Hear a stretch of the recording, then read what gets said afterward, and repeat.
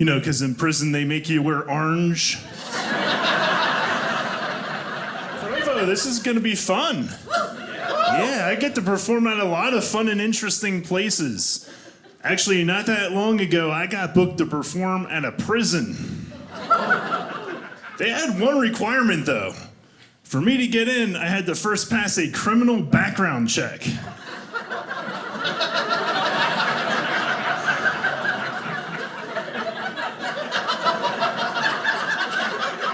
I'm like, so how did all the convicts get in?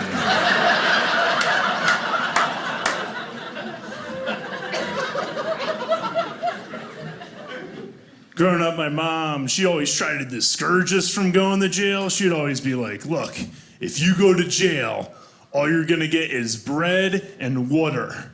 And she was a terrible cook. I'm like, tell me more.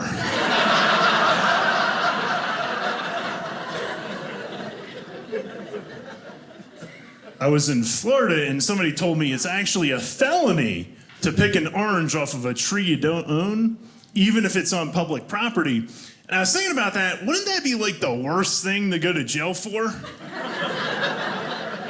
What you in for?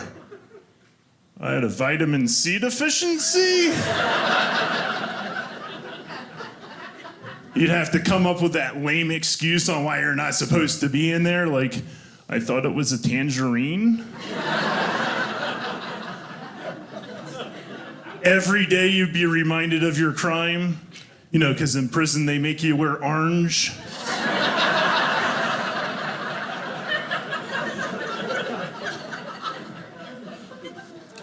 My dad's a scientist, and he would talk about global warming back in the 80s, and I'm a comedian, so I had some questions.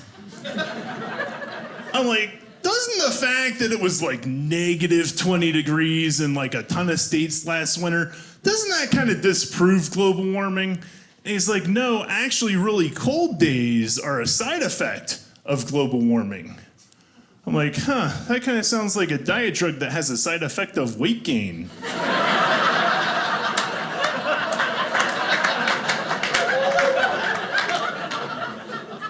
He's like, no, the reason why you know global warming is real is you're gonna have really hot days and really cold days. I'm like, wow, global warming does exist. It's called summer and winter.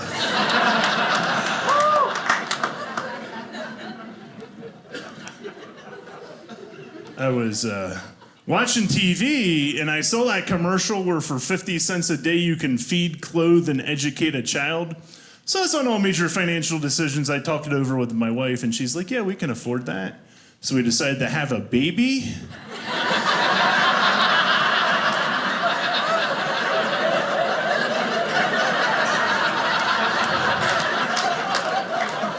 That estimate was way off. I don't know about y'all, I can't even buy baby wipes for 50 cents a day. So I sent him a letter, I'm like, to whom it may concern, you're obviously some kind of financial wizard. So me and my wife would like to give you $1 a day so you can financially support 2 kids. My own children. Enclosed are their pictures.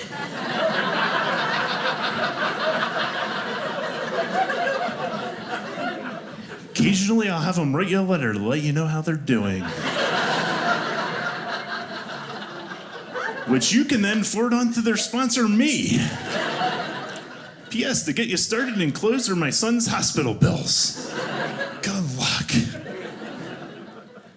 I have a daughter, and everybody always says my daughter looks just like me. When she gets older, that's gonna be really depressing.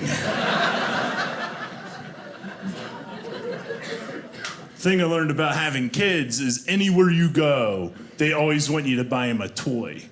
And the other thing I learned about my daughter is she hates going to the doctor because a while back she had to get some shots. So even the thought of going to the doctor, like she completely pitches a fit. And that's why I think they should give shots at the toy store. No,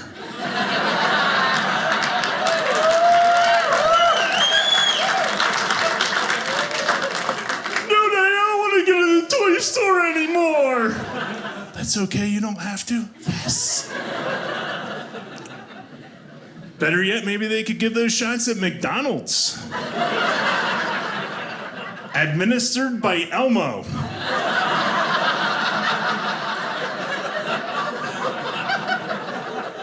And maybe they could have Elsa from the movie Frozen hold him down. No, Daddy, I don't want to watch Elmo or Frozen anymore. That's okay, you don't have to? Yes. She also likes to sing, but since she's so young, she doesn't always get the words right. Like for a while, she thought that Mary had a little man.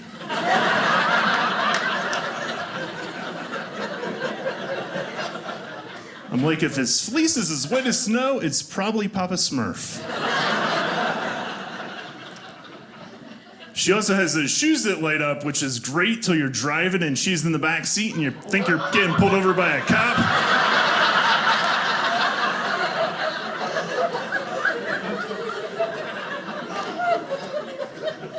A while back, we were in the car and she was in the back seat. She's like, Daddy, this is a really good burger. I'm like, Ella, where did you get a burger? From my nose? Sorry, that really happened and I'm a comedian, so. Thing about my daughter, she loves to watch the Disney Channel, and what's crazy is, like, she'll learn these words, she has no idea what they mean, but it's crazy because she'll use them in the right context. Like, give you an example, I was running a joke by a comedian friend of mine, and he did not laugh at all. And without missing a beat, my daughter's like, awkward! I think I just got heckled by my own daughter. Wasn't the first time. I was on my way out the door to an event, and my daughter's like, Daddy, be funny. I'm like, Ella, I always am. She's like, you never know.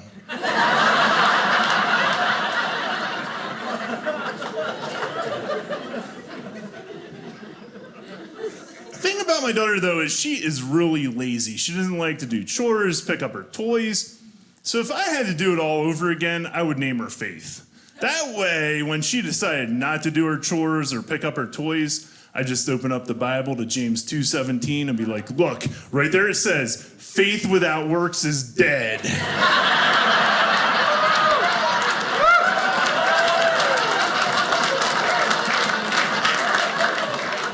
And it is God's word, so hop to it.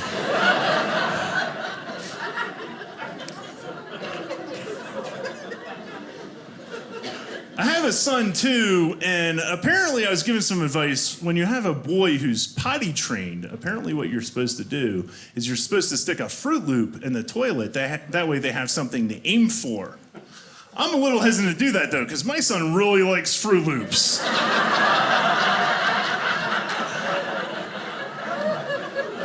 Every time I'd see him, I'd be like, buddy, where did you get that Fruit Loop?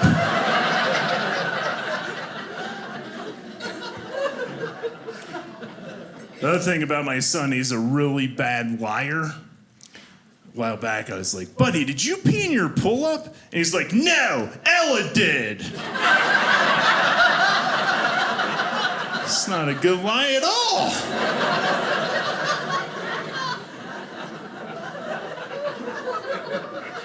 We were driving and we passed the hotel where he was born. And my wife's like, hey, Chase, that's where you were born. And he's like, what do you mean, Mommy? He's like, oh, that's where we went to have you taken out of Mommy's belly. And he got this really scared look on his face. He's like, Mommy, why did you eat me?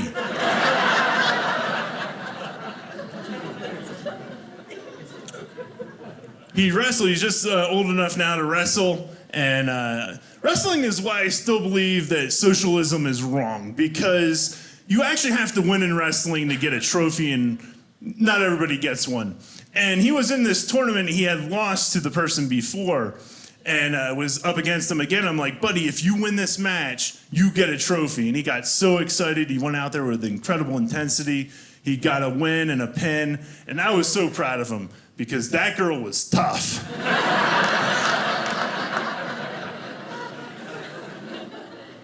In the Bible, it says, fathers, do not provoke your children to wrath.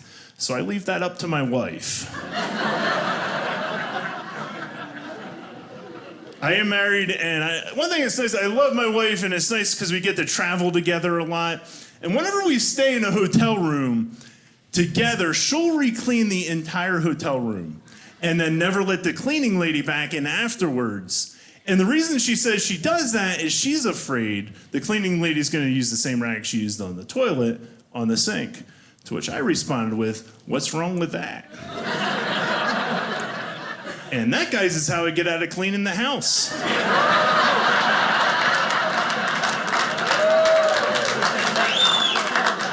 Pretty much permanently.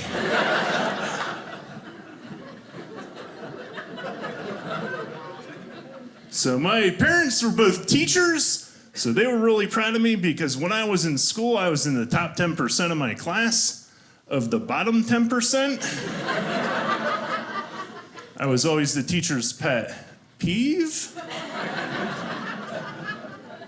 I was in English class and we were doing vocabulary. And the teacher's like, "Hey, Seth, use intuition in a sentence." I'm like, "Okay, all the college kids were broke because all their money was in tuition."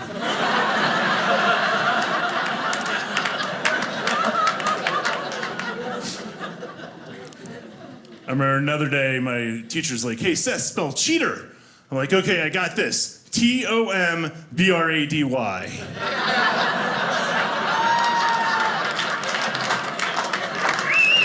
Which I believe is the correct answer.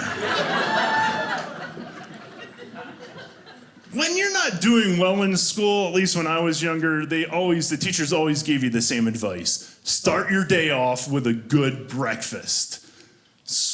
I guess they figured, look, you're still gonna be stupid, but at least you'll be full. I took the advice, anything could help. So I started my day off with a good breakfast. That day I was in a spelling bee, and the first word was fruit. I'm like, okay, I got this. F-R-O-O-T. No, thanks a lot, Fruit Loops. That's not how you spell that at all. Since my parents were both teachers, if I brought home a report card with an F on it, I got grounded. Luckily, I found a loophole. Past due library books. My librarian's like, "Look, if you don't bring your books back or pay your fine, you're not getting your report card."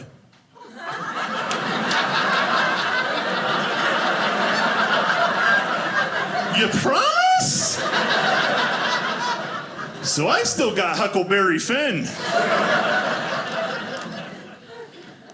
I was horrible at math, horrible at science, and I took physics.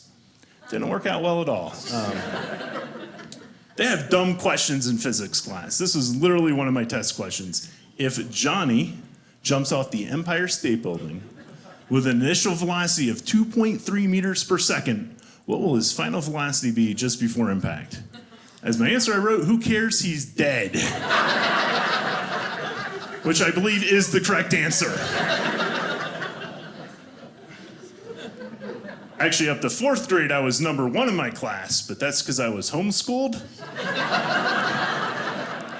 A lot of misconceptions about homeschooling. I remember when I went to public school, all the kids were like, "Man, that would be awesome to be homeschooled. You could just sit around all day and watch TV." And I'm like, no, actually, it's a lot of work, like vacuuming. We used to have the homeschool word problems, like if a room is 20 foot by 14 foot, what's the square footage? And how long will it take to clean it? Show your work, start in the kitchen.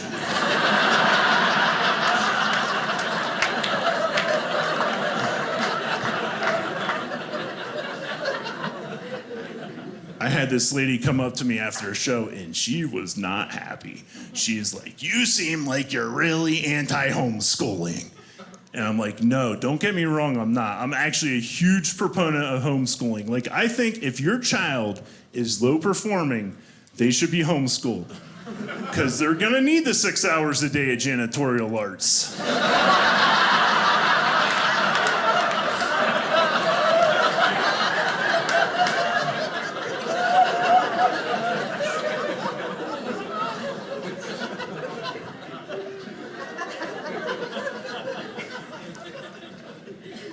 My dad growing up, he used to have like a million cliches that he used to use. Like, one thing he used to always say was like, close the door, we don't live in a barn. I always wondered if when Jesus was born, if Joseph was like, open the door, we live in a barn.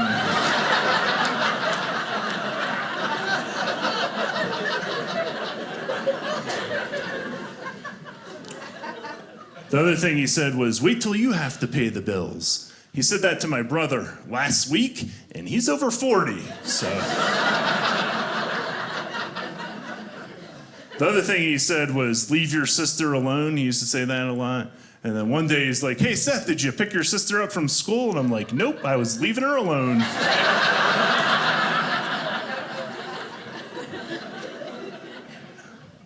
My mom, growing up, she was really cheap. Like, she was so cheap, her idea of a Tupperware party was selling Cool Whip containers. I wish I was making that one up. It was embarrassing.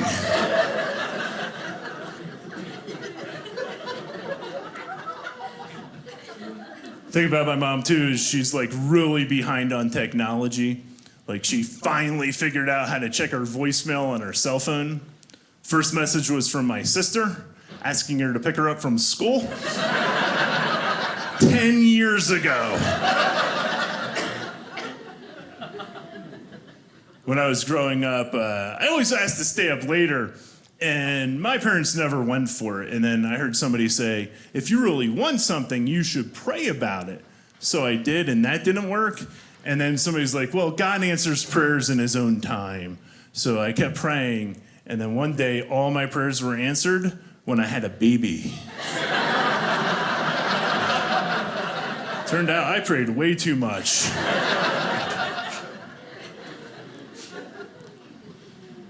A couple weeks ago, I was talking to my mom, and she was all proud of herself because she went on eBay and got tickets to Florida for only $50. I'm like, Ma, that's Florida.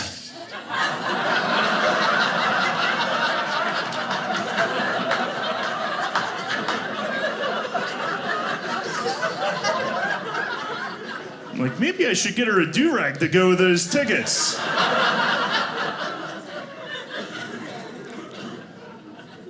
I was in church, and right before church, I saw our song leader coming out of the bathroom. He gets up on stage. First song he sings is, Give Us Clean Hands. I don't think that's how that works.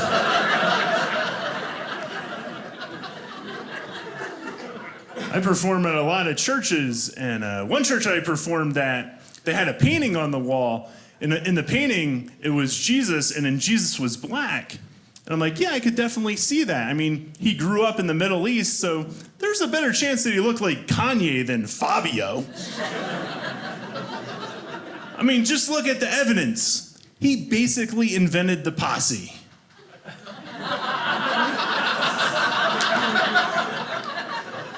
In that posse was a guy named Thomas. His nickname was Didymus.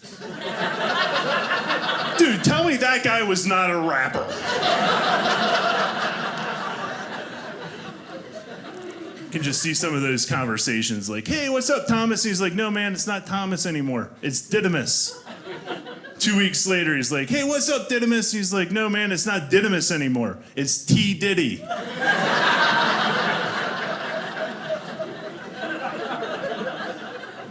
After like 20 name changes, finally Jesus is like, hey, Diddy, don't get all puffed up.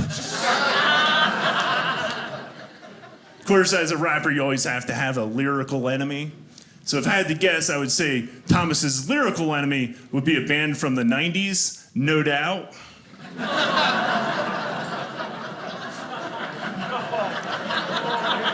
Some of you took a little bit, get that one.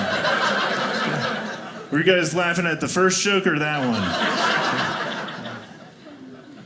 I have to apologize because for my next bit, I'm going to sing, and I am a terrible singer. But that's okay. When has that ever stopped somebody from singing? I remember growing up, my pastor used to always say, like, if you don't know how to sing, it's okay. You can just make a joyful noise. But there were a lot of people in denial. And one day I was singing, and I recorded myself singing, and I'm like, wow, I am a terrible singer.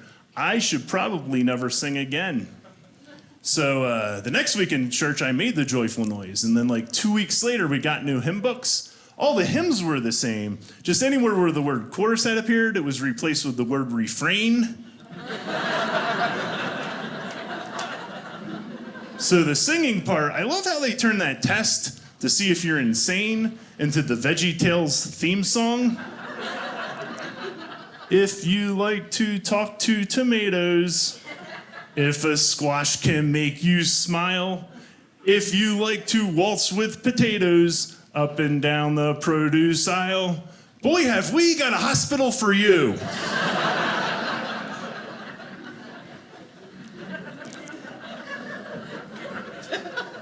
So I have a lot of material. It doesn't really fit anywhere in my set. If you like one-liners, great. If you don't, sorry, here we go.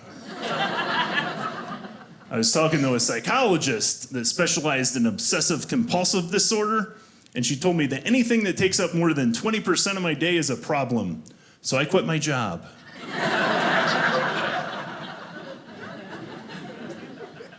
I always wondered if a roofer does really well on a job interview, does he yell, "Nailed it"?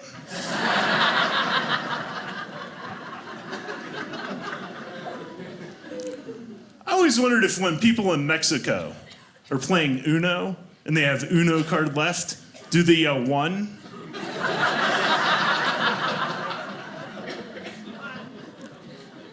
Our house is a little bit drafty, so my wife, she got a draft dodger for the front door, which ironically was made in Canada.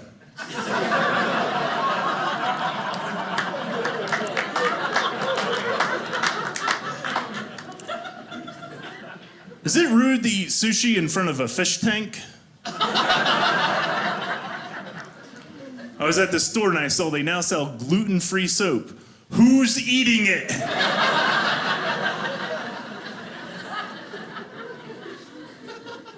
I was at McDonald's and they had a sign that said, "No bills over 50. I could not believe the blatant name and age discrimination.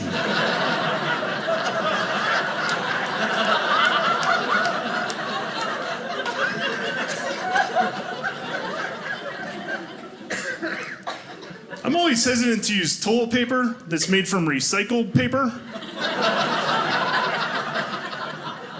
It's just a little odd that it's browner than regular toilet paper.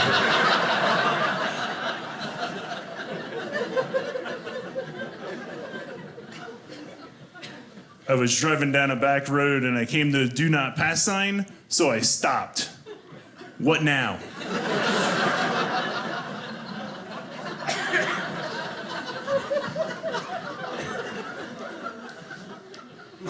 Whoever coined that phrase, dirt poor, obviously never had to buy sod.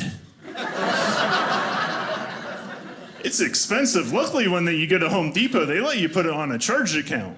But I was thinking about it. How much would that stink if you're down on your luck, you couldn't make your payments, and then your front yard got repossessed?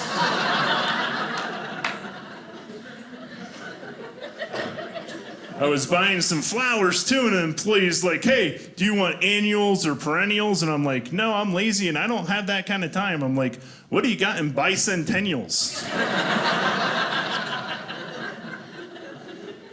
So to leave you, I wrote a redneck love poem. Here you go. When I look at you, I fall in love. To me, you're a perfect fit, like a glove. You stick closer than a brother. You're more reliable than my mother. I love how you have so many different faces and how you're always hanging out at NASCAR races. If I cut my finger, you stop the bleeding. You're always the solution, what I'm needing. You make my smile gape. You are my everything. You are my duct tape.